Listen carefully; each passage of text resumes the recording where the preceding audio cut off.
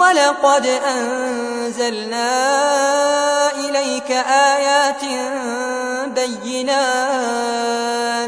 وَمَا يَكْفُرُ بِهَا إِلَّا الْفَاسِقُونَ۔ اور ہم نے آپ کی طرف واضح آیتیں نازل کی ہیں اور ان کا انکار تو صرف فاسق ہی کرتے ہیں۔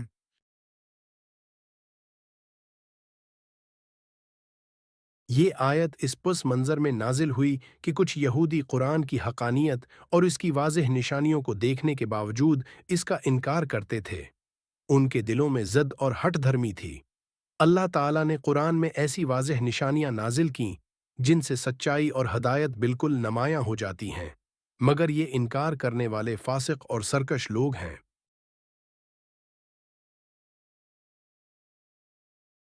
اللہ تعالیٰ اس آیت میں قرآن کی واضح نشانیوں کا ذکر کرتے ہیں اور ان لوگوں کا انجام بتاتے ہیں جو ان کا انکار کرتے ہیں۔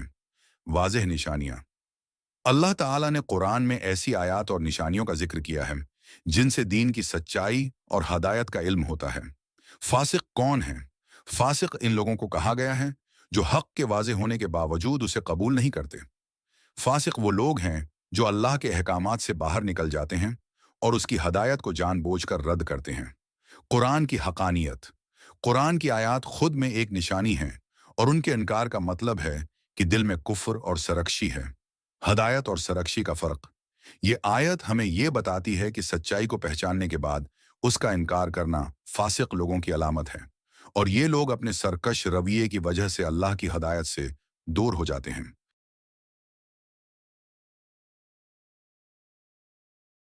قرآن کی حقانیت۔ قرآن کی واضح نشانیاں اللہ کے کلام کی حقانیت اور سچائی کو ثابت کرتی ہیں۔ اللہ کی ہدایت۔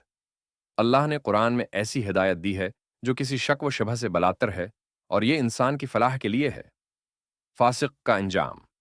فاسق لوگ جو ہدایت کے باوجود اس کا انکار کرتے ہیں، اللہ کی رحمت سے دور ہو جاتے ہیں۔ واضح حقائق کا انکار۔ جو لوگ واضح حقائق کے باوجود انکار کرتے ہیں، وہ اصل میں اپنے دل کی سرکشی کو ظاہر کرتے ہیں۔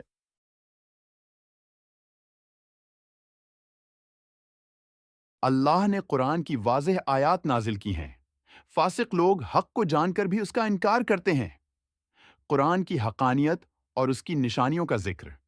ہدایت اور فاسق لوگوں کا فرق۔ اللہ کی ہدایت کو قبول نہ کرنا سرکشی کی علامت ہے۔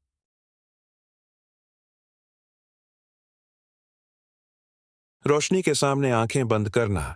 جیسے کوئی شخص سورج کی روشنی کو جان بوجھ کر نظر انداز کر دے اور اپنی آنکھیں بند کر لے، فاسق لوگ بھی قرآن کی سچائی کو نظر انداز کرتے ہیں۔ نصیحت کو رد کرنا۔ جیسے ایک استاد نصیحت دے اور طالب علم جانتے بوجھتے اس کا انکار کرے، فاسق لوگ بھی اللہ کی ہدایت کو جان بوجھ کر رد کرتے ہیں۔ دوست کی مدد کو ٹھکرانا۔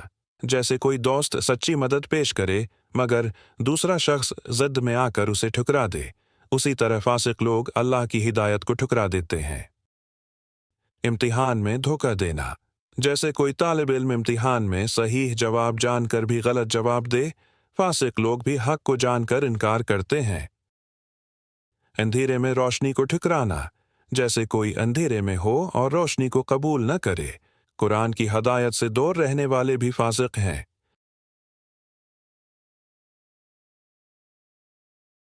آج کے دور میں بھی بہت سے لوگ قرآن کی واضح ہدایات کو نظر انداز کر کے اپنی خواہشات کے مطابق زندگی گزارتے ہیں۔ یہ آیت ہمیں یہ یاد دلاتی ہے کہ اللہ کی ہدایت اور قرآن کی تعلیمات واضح اور فلاح کے لیے ہیں۔ اگر ہم جان بوجھ کر ان کا انکار کریں تو ہم فاسقوں میں شمار ہوں گے اور اللہ کی رحمت سے محروم ہو سکتے ہیں۔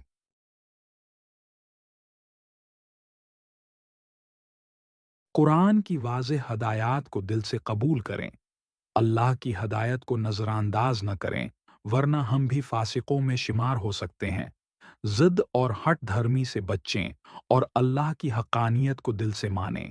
قرآن کو سمجھیں اور اس کی تعلیمات پر عمل کریں، کیونکہ یہ ہماری فلاح کے لیے ہے۔